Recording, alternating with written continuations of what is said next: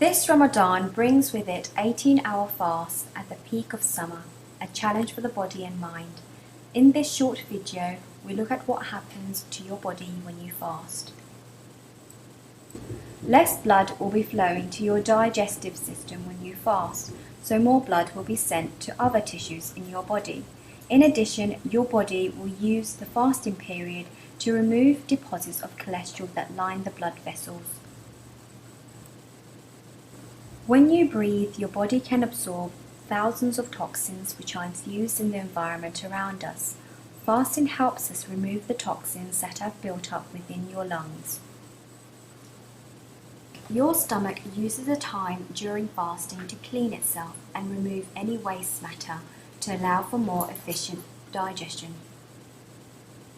Your intestines also use the time during fasting to clean themselves and remove any waste matter to allow for more efficient digestion. Your liver provides the body with glycogen, the secondary energy source, and breaks down fat to provide glycerol, another energy source. When you are fasting, your kidneys increase the amount of diuresis, the process of excretion of salt and water, which leads to lower blood pressure. The month of fasting can be extremely beneficial for us, mentally, spiritually, and physically. As long as you eat the right foods and don't push yourself too hard physically, you may find yourself in a healthier state at the end of the month.